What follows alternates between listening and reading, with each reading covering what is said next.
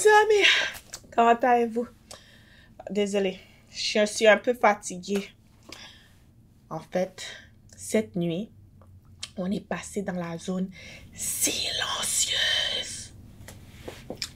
Aucun bruit, aucun signal. Genre, même pas la lumière des étoiles. Juste le noir. Les amis, quand tout ce silence, j'avais peur. J'avais peur. J'avais peur. Je me suis dit, est-ce que on est seul? Non, ok. Je crois que vous ne comprenez pas. Je vais vous donner le contexte. Okay. Alors, savais-tu que dans l'espace, là où il n'y a pas de lumière, il y a des zones qui sans lumière, sans bruit, sans rien. Et ça, c'est comme si, tu vois, quand le soleil est couvert par les nuages, puis on ne peut pas voir le soleil.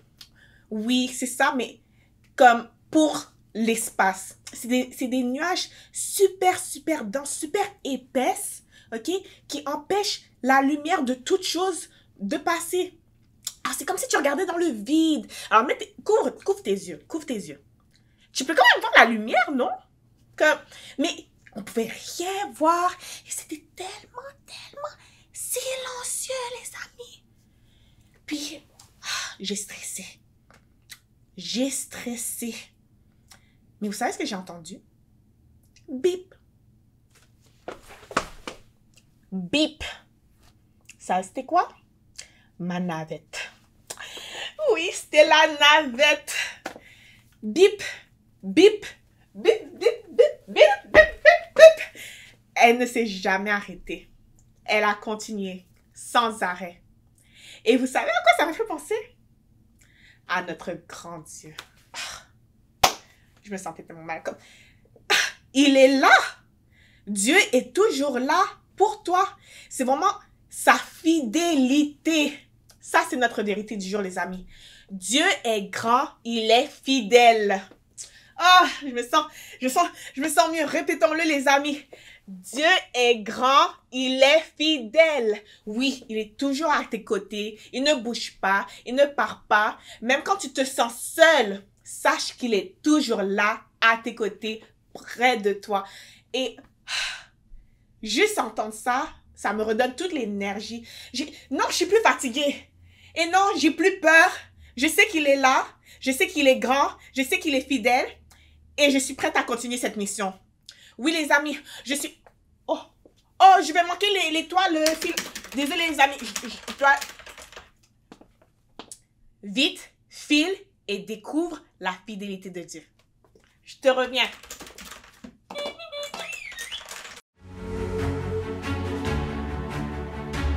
Dieu est grand.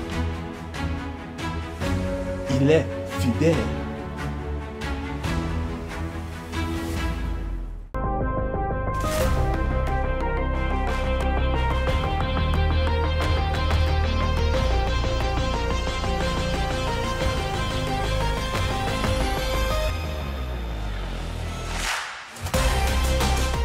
C'est l'heure de notre petit jeu. Ouvre bien grand les yeux et regarde attentivement.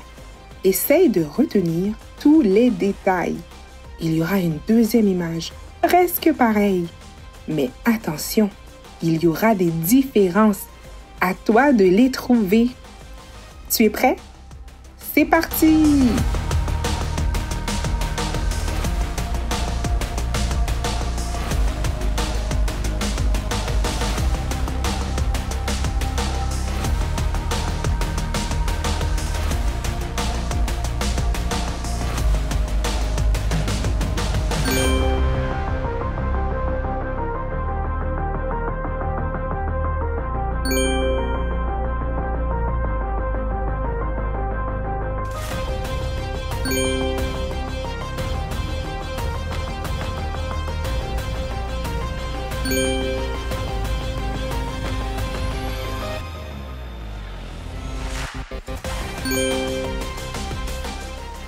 Alors, as-tu réussi à repérer les différences?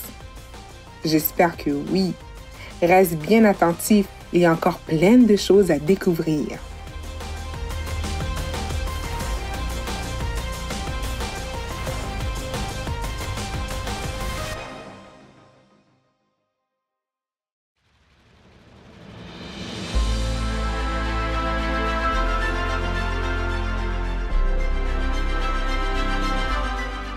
As-tu déjà observé les étoiles?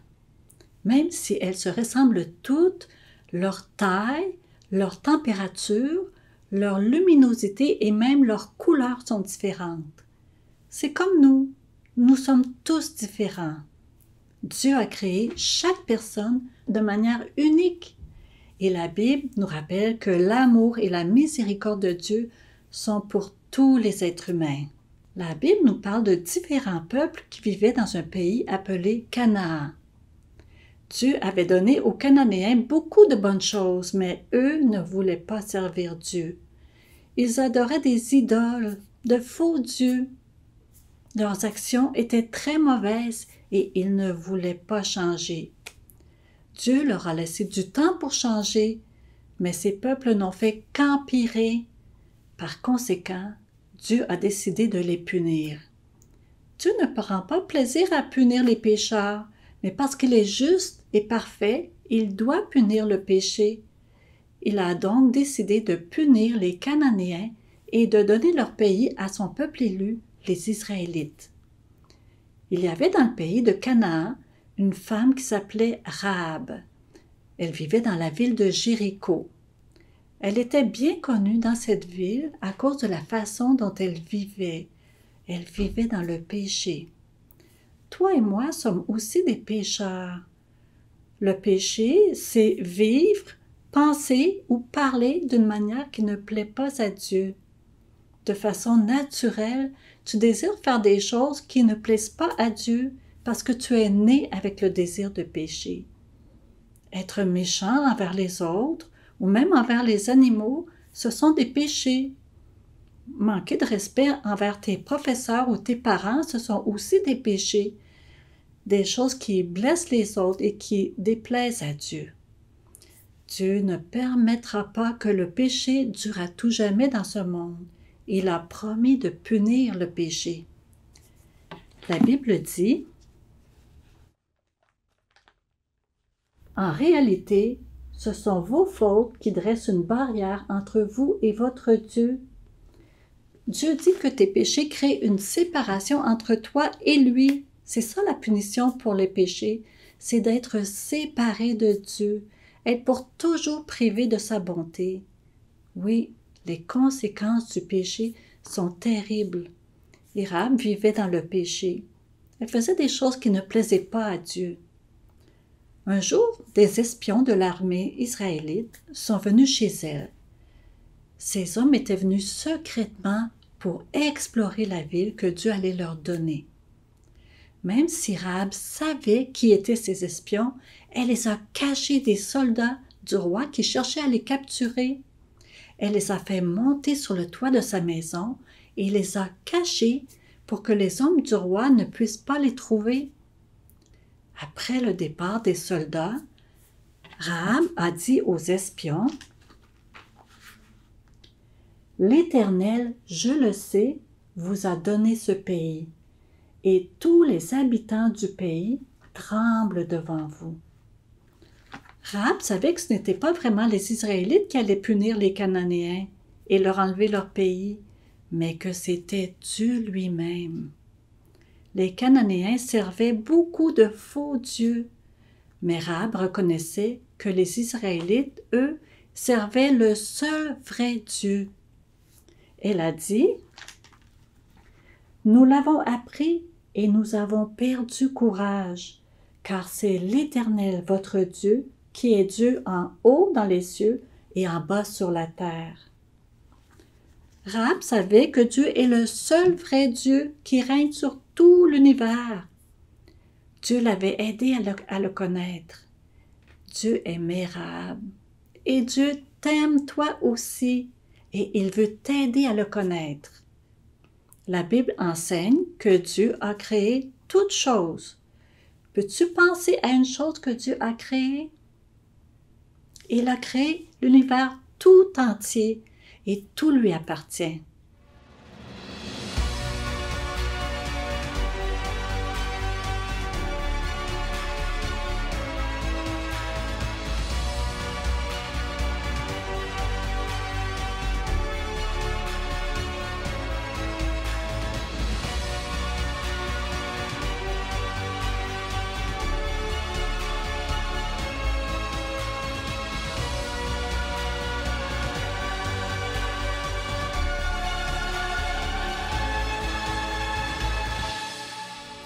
Dieu est en droit de régner sur tout ce qu'il a créé. Chaque décision qu'il prend est juste et bonne parce que Dieu est parfait.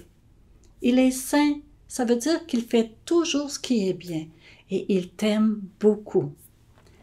La Bible dit « Mais Dieu, qui est riche en miséricorde, à cause du grand amour dont il nous a aimés. » Dieu t'aime d'un grand amour.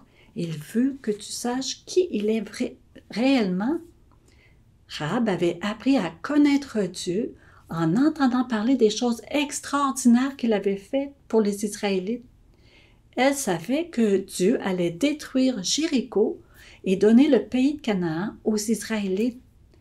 Elle a donc agi avec gentillesse et bonté envers les espions, en espérant qu'ils agiraient de la même manière envers elle. Elle voulait qu'elle et sa famille soient sauvées lorsque Dieu punirait la ville. Rahab a donc demandé aux espions de lui promettre de sauver sa famille. Ensuite, elle les a aidés à s'enfuir de la ville. La maison de Rahab était construite dans la muraille de la ville et Rahab a aidé les espions à s'échapper en les faisant descendre d'une fenêtre de sa maison à l'aide d'une corde. Avant de partir, les espions ont promis à Rahab qu'ils agiraient avec bonté envers elle, à cause de ce qu'elle avait fait pour eux. Ils lui ont demandé de suspendre un cordon rouge à sa fenêtre et ont promis que toute personne qui se trouverait dans sa maison au moment de la destruction de la ville serait sauvée à condition que le cordon rouge soit toujours accroché à sa fenêtre. Dieu a donné à Rahab une solution pour qu'elle puisse échapper à la punition et être sauvée. Et Dieu a aussi une solution pour toi. Tes péchés méritent une punition, mais Dieu a fait en sorte que tu n'aies pas à subir cette punition. À cause du grand amour qu'il a pour toi, Dieu a puni quelqu'un d'autre à ta place. Il a puni le Seigneur Jésus, son Fils parfait. Jésus, il est venu sur la terre comme un homme et il a volontairement souffert pour les mauvaises choses que tu as faites. Il l'a fait quand il a permis à des hommes de le clouer sur une croix. La Bible dit « Christ aussi a souffert une fois pour les péchés, lui juste pour des injustes, afin de nous amener à Dieu. » Jésus a payé le prix que Dieu exigeait pour tes péchés, c'est-à-dire la mort. Il a pris ton entière punition lorsqu'il a versé son sang et qu'il est mort à ta place sur la croix. Jésus est le seul moyen pour toi d'être pardonné de tes péchés, mais il n'est pas resté mort car Dieu l'a ramené à la vie. Maintenant, il vit au ciel et il règne en tant que roi. Par Jésus, Dieu t'a donné le moyen d'échapper à la punition que tes péchés méritent. Dieu a aussi donné à Rahab le moyen d'échapper à la punition que les Cananéens allaient bientôt subir. Elle devait attacher un cordon rouge à sa fenêtre. Et c'est ce que Rahab a fait parce qu'elle avait confiance en Dieu. Peu de temps après, les Israélites se sont mis en route pour prendre le pays que Dieu avait promis de leur donner. Les Cananéens ont fermé les portes de Jéricho et ont attendu que les Israélites attaquent. Rahab a rassemblé toute sa famille chez elle, tandis que l'armée d'Israël se rapprochait de plus en plus. Mais les Israélites, ils n'ont pas attaqué. Ils ont simplement marché autour de la ville en faisant sonner des trompettes, car Dieu leur avait donné des instructions précises sur la manière d'attaquer Jéricho. Dieu voulait que tout le monde sache que ce n'étaient pas les Israélites qui punissaient les Cananéens pour leurs péchés et qui s'emparaient de leur pays, mais que c'était Dieu lui-même. Après avoir fait une fois le tour de la ville, l'armée israélite est repartie. Le lendemain, l'armée est revenue et ils ont fait la même chose que la veille. Les Israélites ont fait la même chose tous les jours pendant 6 jours. Mais le 7e jour, ils ont fait 7 fois le tour de la ville. Et à la fin du 7e tour, au son des trompettes, ils ont poussé de grands cris. Et tout à coup, les énormes murs de pierre de Jéricho se sont écroulés. Les murs sont tombés parce que Dieu lui-même les a fait tomber. Jéricho a été complètement détruite, à l'exception d'une toute petite partie. Dieu a épargné la maison de Rahab parce que elle et sa famille avaient accepté le seul moyen que Dieu leur offrait pour être sauvés.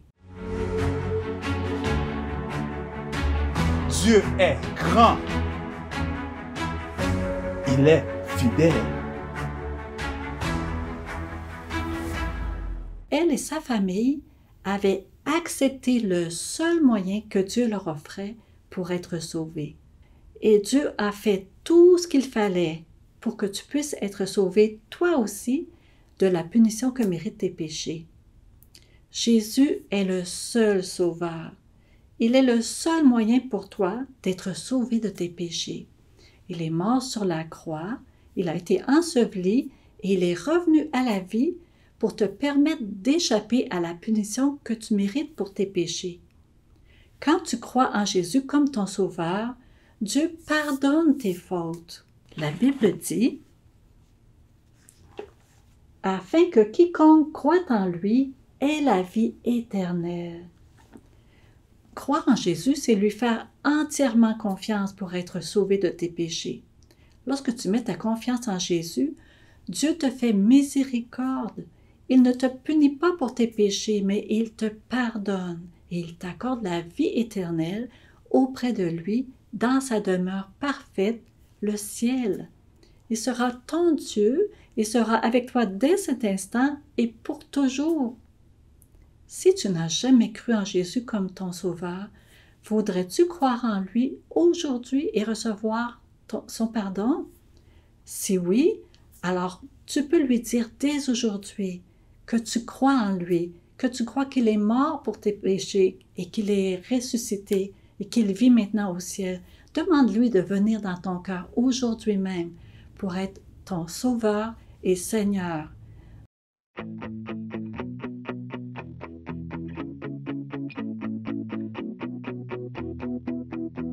Mon Dieu est fort, il fera toutes choses petites, grandioses.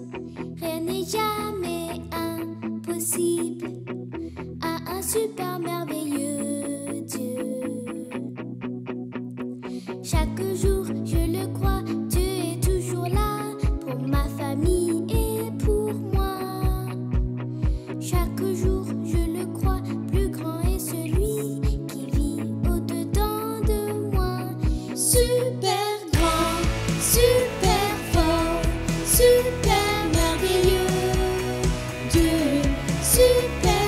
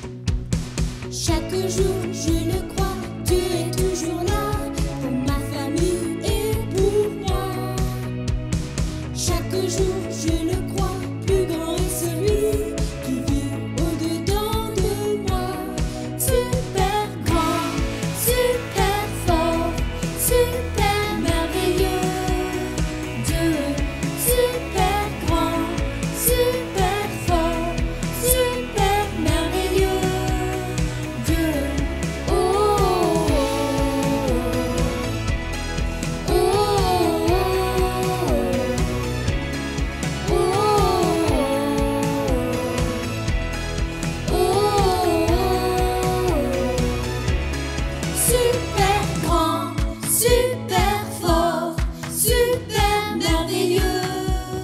Dieu, super grand, super fort, super merveilleux. Dieu, super grand, super fort, super merveilleux. Dieu, super grand, super fort, super merveilleux. Dieu, oh, oh,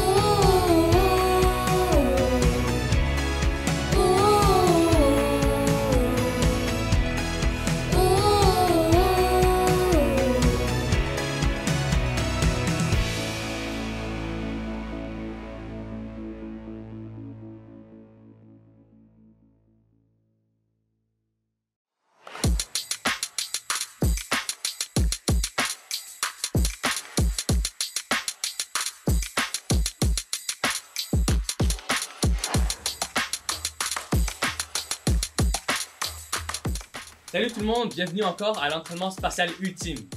Mon ami et moi, on va devenir les premiers meilleurs amis à aller dans l'espace ensemble. J'ai lu qu'il fait noir dans l'espace, alors il faut être formé pour marcher dans le noir. Est-ce que vous êtes prêts? J'ai pas entendu, est-ce que vous êtes prêts?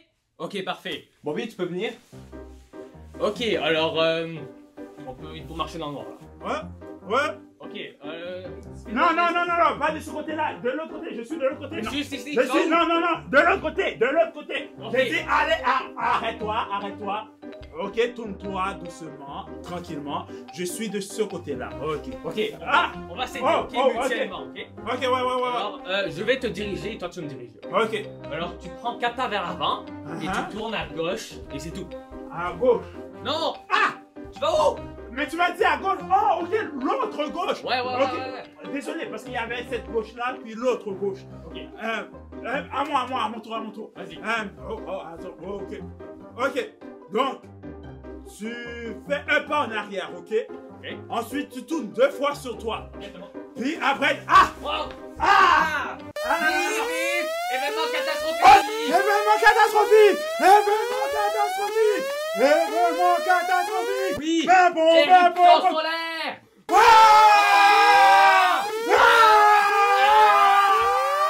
Ok, est-ce que tu as un autre plan? Parce que si on se retrouve vraiment dans devant une éruption solaire, je pense pas que... Non, je pense pas que j'ai un bon plan, vraiment. Oh, peut-être que oui, si on recommençait à créer. Ah, ok, on y va. 1, 2, 3, go. Ah! Ça fait mal aux yeux.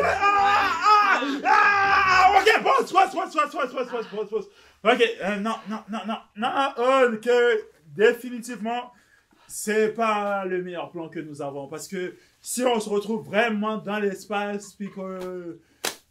Non, c'est impossible de se déplacer dans le noir sans une vue Ouais, adaptée. c'est Mais heureusement que même si on ne peut pas voir Dieu dans le noir, on sait qu'il est toujours là.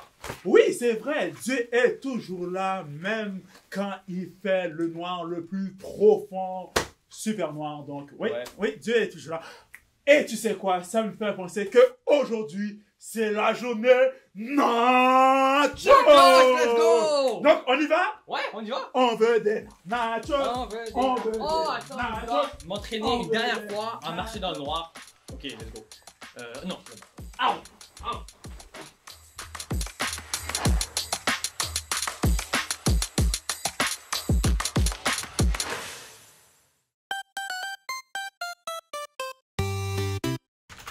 Oui, c'est moi, Merly à l'appareil. Effectivement, oui. Ok, on se rapproche du soleil. Je vais baisser les capteurs. Ok, super. Bon, ouf, on était proche du soleil, mais tout est réglé maintenant. Bon, maintenant, c'est le temps pour nous d'envoyer le message au centre des contrôles d'émission. Donc, faisons ça. Voilà. Oh non, regarde notre image. Elle est toute floue.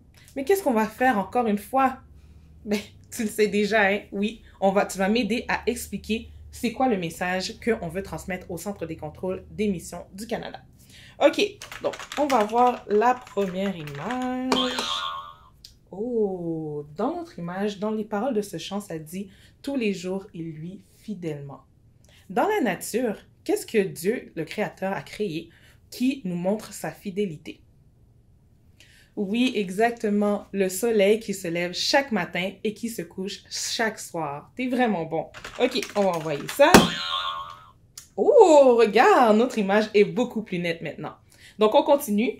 Regarde l'image. Oh, est-ce que tu te rappelles de ce personnage?